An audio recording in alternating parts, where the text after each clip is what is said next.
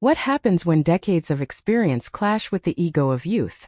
What happens when a young, arrogant boss thinks he knows everything, only to be outsmarted by the very person he tried to push aside? My name is Taylor, and I gave nearly half my life to a company, only to be underestimated, humiliated, and nearly discarded. But trust me when I say this. Never underestimate a veteran, because experience has a way of turning the tables, and my rookie boss? He never saw it coming. Let me take you back to where this all started. My name's Taylor. For 27 years, I worked at a mid-sized logistics company in the Midwest. Nothing glamorous, not Wall Street, not Silicon Valley, just an honest company built on sweat, schedules, and showing up when it mattered. And trust me, I showed up. When I first joined, I was fresh out of college, clutching my degree in business administration like it was a golden ticket. I was young, eager, willing to stay late, willing to learn. And I did. I climbed the ladder, not fast, not flashy, but steady. I became the person people leaned on when deadlines hit, when clients panicked, when the software crashed, when the trucks were stuck 2 states away. I wasn't a genius, I wasn't the loudest in the room, but I was dependable. And in a company like ours, dependability was worth its weight in gold. For years, I reported to the same boss, Mr. Callahan. An old-school kind of manager, gray suit, wire-framed glasses, a handshake like steel. He respected my work and I respected him. He wasn't perfect, but he trusted my judgment. If a problem hit the warehouse, he didn't micromanage. He'd just say, "Taylor, handle it." And I always did. Then everything changed. Callahan retired. After almost 40 years at the company, he decided to spend his days fishing in Florida. Everyone clapped, everyone gave speeches, and everyone wondered, who would take his place? I remember the pit in my stomach when the announcement came. Our new regional manager would be 29 years old, fresh from an MBA program, no real-world experience in logistics, a rookie boss named Ethan. And let me tell you, Ethan came in like a storm. Expensive suit, perfect hair, that confident swagger only people who've never failed a day in their life can carry. From day one, he looked at us, his staff, as if we were relics of an outdated era. And me? He saw me as the biggest relic of all. A woman in her 50s with decades of experience but no fancy degree stamped with this year's date. To him, I wasn't an asset. I was a fossil. But here's the thing Ethan never understood. Fossils survive for a reason. And what he thought was weakness, that was actually my strength. And it wouldn't take long before he'd learn the hardest lesson of his young career. You can't buy wisdom. And you sure as hell can't intimidate experience. At first, I wanted to give Ethan the benefit of the doubt. Everyone deserves a chance, right? We've all been new. We've all had that first big role where you're terrified inside but trying to look like you've got it all figured out. I thought maybe Ethan was like that too. Nervous. Overcompensating. But I was wrong. Dead wrong. On his first Monday, Ethan called a meeting. We all shuffled into the conference room. Familiar faces that had worked side by side for years, sometimes decades. And there he was, standing at the head of the table with a PowerPoint slide behind him that said in bold blue letters, "Reinventing Regional Management." The kid was smiling like he just reinvented the wheel. "First, I want to thank everyone for your loyalty. But things are going to change around here. The way this branch has been run? Outdated. Inefficient. I'm here to modernize, streamline, innovate. And that means some of the old ways are gone. Permanently." His eyes scanned the room, and when they landed on me, I swear they lingered for just a moment longer. Like I was the prime example of old ways. The rest of the team, good people, shifted in their seats. Nobody spoke up. Nobody wanted to challenge him. But I could feel the silent unease. That week, Ethan began rolling out his changes. He replaced tried-and-true processes with flashy new software nobody understood. He dismissed concerns with a wave of his hand. And when problems popped up, which they did constantly, he blamed the staff instead of his own untested systems. One day, a shipment got delayed because his new scheduling tool double-booked drivers. Clients were furious. I'd seen this happen before, back when Callahan was manager. There was a simple workaround. Adjust the dispatch manually and reassign the routes. I tried to explain. "Ethan, if we manually override the system for today, we can still get 3 of the trucks back on time. I've done this before, it works." Taylor, I appreciate your history lesson, but we don't do things the old way anymore. That's exactly the kind of thinking that holds companies back. Let the system work. Trust the data. Trust the data. That became his mantra.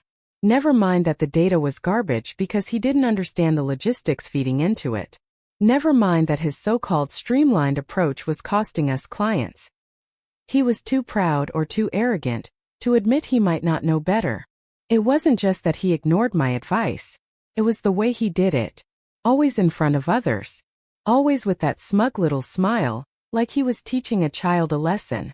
I'd say something and he'd cut me off mid-sentence. I'd propose a solution and he'd laugh, saying things like, "Well, that might have worked in the 90s, Taylor, but this is the future." One afternoon he even said in a meeting, "Some people here are stuck in the past, and we can't let them drag us down." He didn't say my name, but everyone knew exactly who he meant. The room went silent. My cheeks burned, but I stayed composed. Years in the workplace teach you one thing above all: patience. But make no mistake, I was taking notes. Not just mental notes. Real ones. Every bad decision. Every failure. Every time his so-called innovations backfired. Because arrogance has a way of building its own trap. You just have to wait long enough for the rope to tighten. Here's the thing Ethan didn't realize. I wasn't alone. In any workplace, when someone comes in guns blazing, stepping on toes, alienating people, you start building quiet allies. Coworkers whispered to me after meetings, "Taylor, you're right, but he won't listen." Drivers would pull me aside. "We miss the old system. Ethan's changes are chaos." Even a few mid-level managers came to me privately. "He's going to sink us if this keeps up." I didn't encourage them to rebel. I didn't badmouth Ethan. I just listened. Observed. Because I knew. When the moment came, I'd need more than my own voice. I'd need witnesses. And Ethan? He was making sure I had plenty. The real breaking point came during the holiday rush. In logistics, December is war. Every client demands miracles.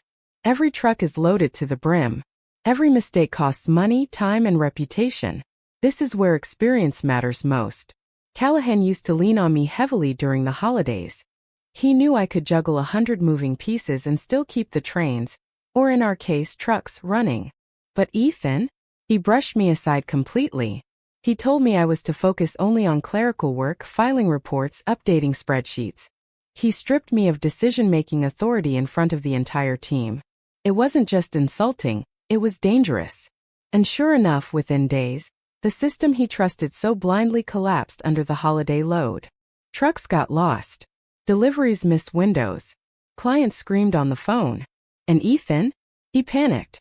But instead of admitting fault, he doubled down, barking orders, blaming everyone except himself. And when I tried once again to step in with a solution, he snapped. "Taylor, enough. You've had your way here for too long. It's a new era now. Sit down, do your reports, and let me handle this." And that right there was the moment. The moment he turned me from an overlooked veteran into a woman with nothing to lose. Because if there's one thing you never do, it's humiliate someone who has 27 years of knowledge and a memory sharp enough to recall every detail you've bungled. I smiled politely. I sat down. And I thought to myself, all right, rookie. Let's play your game. But you're about to learn the hard way. That experience always outsmarts youth. The holiday rush was spiraling into chaos. Trucks stranded halfway across the state, warehouses overflowing, clients threatening to cancel contracts. And Ethan? He was unraveling. You could see it in his eyes, the confident smirk gone, replaced by a twitch of panic he couldn't quite hide. But still he wouldn't listen. Still he barked orders that made no sense. And me? I just sat there, calm, watching, waiting. On December 14th, the disaster peaked. A shipment for one of our biggest clients, an electronics distributor, was delayed 3 days because Ethan refused to override the broken system. The client's rep, a woman named Sandra, stormed into the office demanding answers. She didn't want excuses. She wanted accountability. "This contract is worth over $1 million a year. Do you understand what that means? If you can't deliver, we're done. We'll pull everything." Ethan stammered, sweating through his $1,000 suit. He tried blaming the drivers. He tried blaming weather. But Sandra wasn't buying it. She turned to leave and I knew this was it. This was the moment I'd been waiting for. I stood up, smoothing my blouse, and said calmly, "Sandra, if you'll give me 2 hours, I'll have your shipments rerouted and half of them delivered by tonight. The rest by morning. We've handled worse before, and we know how to fix this." The room froze. Ethan whipped his head toward me, eyes blazing. "Taylor, sit down. You're not authorized to make promises on behalf of this company." "Maybe not. But Sandra knows me. She's worked with me for years. And she knows when I give my word, I deliver." Sandra paused. She looked at Ethan, then at me. And she said something that made my heart race. "Fine. I trust Taylor. You've got 2 hours." Ethan's face turned red, like a kid caught cheating on a test. He had no choice but to let me try. And so I did what I always did. I got to work. I pulled out my old contacts list: drivers, dispatchers, warehouse leads. People Ethan barely knew existed. I made calls, sent texts, and within an hour, I had 3 trucks rerouted, 2 warehouses reorganized, and drivers motivated with overtime bonuses that I knew would cost less than losing the client. By nightfall, Sandra's shipments were moving again. And when she left, she shook my hand, not Ethan's. That night, the whispers began spreading through the office. Taylor saved the deal. Taylor fixed the mess. Taylor did what Ethan couldn't. And Ethan? He knew it too. He didn't thank me. He didn't acknowledge me. Instead, he doubled down, accusing me of undermining his authority. "You think you're some kind of hero? You embarrass me in front of a client." That was insubordination, Taylor. I just smiled, because I knew he had no idea the trap he'd just walked into. For weeks, I'd been documenting everything. Every failed system rollout. Every lost client. Every rash decision that backfired. I had emails, reports, testimonies from coworkers. Even drivers who had texted me when Ethan's policies left them stranded. I had a mountain of evidence, and I was ready to use it. But I didn't go to HR. Not yet. Because HR, in big companies, rarely helps the employee. No. I went higher. I went to the board liaison, a man named Richard who had worked with Callahan for years. I didn't just walk in with complaints. I walked in with a binder, color-coded, organized, undeniable. "I'm not here to gossip, Richard. I'm here to protect this company. Ethan's decisions are costing us money, clients, and reputation. And here's the proof." Richard flipped through the binder. His eyebrows rose higher with every page. And then he leaned back and said, "This is damning. Leave it with me." 2 weeks later, just after New Year's, Ethan strutted into the office as usual, cocky, oblivious. But this time there was a message waiting for him. A summons from the board. An emergency review meeting. And guess who they asked to attend as well? Me. I'll never forget the look on his face when he walked into that boardroom and saw me sitting there, calm and collected, binder in hand. The meeting began, and Ethan launched into one of his smooth MBA speeches about innovation and vision. But then Richard cleared his throat and gestured to me. "Taylor, would you please present your findings?" And so I did. For nearly an hour, I walked them through Ethan's failures point by point. Every missed shipment. Every lost client. Every reckless decision. And most importantly, the solutions I proposed which he had rejected. Solutions that would have saved money, time, and reputation. The room was dead silent, except for the sound of me flipping pages. When I finished, I closed the binder and looked directly at Ethan. He was pale, sweating, his bravado shattered. And then came the final blow. One of the board members leaned forward and said, "Mr. Ethan, based on what we've seen, it's clear you've jeopardized this branch. We're terminating your probationary contract effective immediately. Taylor, as of today, you're being promoted to interim regional manager while we conduct a search. If you're interested in applying permanently, I think you'd be an excellent fit." The room spun. For a moment I couldn't breathe. But then the satisfaction hit me like a wave. 27 years of hard work. 27 years of being steady, dependable, overlooked. And here I was, vindicated, elevated, respected. As for Ethan, he stormed out, muttering about how unfair it was, how the company didn't appreciate innovation. But deep down he knew. He knew he'd been beaten. Outsmarted. Not by flashy degrees. Not by youthful arrogance. but by patience, wisdom, and experience. That was the day I learned something powerful. You don't need to shout to win. Sometimes the quietest person in the room holds the sharpest sword. And sometimes experience doesn't just outlast youth. It outsmarts it. The board meeting ended and Ethan's footsteps echoed down the hall like a defeated drumbeat. I sat there for a moment, still trying to process everything. For 27 years I had given this company my time, my energy, my loyalty. And for the first time I felt like they truly saw me. Not as a relic, not as someone clinging to the past, but as the anchor that had held everything together. When I walked back into the office, the energy was different. People looked up from their desks, some with cautious smiles, some with outright relief. My coworker Jenna, she's in her 30s, bright, ambitious, walked up to me first. "Taylor, thank you. We were drowning and you saved us." Again. I smiled, but I didn't gloat. That's the difference between me and Ethan. He needed everyone to know he was in charge. Me? I just needed the work to get done. But still, hearing those words, it meant something. It meant I wasn't fighting alone. Becoming interim regional manager wasn't some fairy tale ending. It meant longer hours, more responsibility, more eyes watching every move I made. But you know what? I was ready. I'd been doing the work for years without the title. Now I finally had the authority to back it up. My first order of business? Rolling back Ethan's broken systems. Not all of them, some had potential, but the parts that didn't work I replaced with practical solutions. I called meetings where everyone had a voice, not just me. I made it clear. Experience matters, but so does fresh perspective. The trick is knowing how to balance them. It took weeks to rebuild trust among the staff. Ethan had left scars. People felt ignored, dismissed, undervalued. So I spent time talking to them, not just about work but about their lives. Asking drivers about their families. Checking in on the warehouse crew after late shifts. Encouraging the younger employees. Reminding them that their ideas were worth hearing. Slowly the mood shifted. The laughter returned.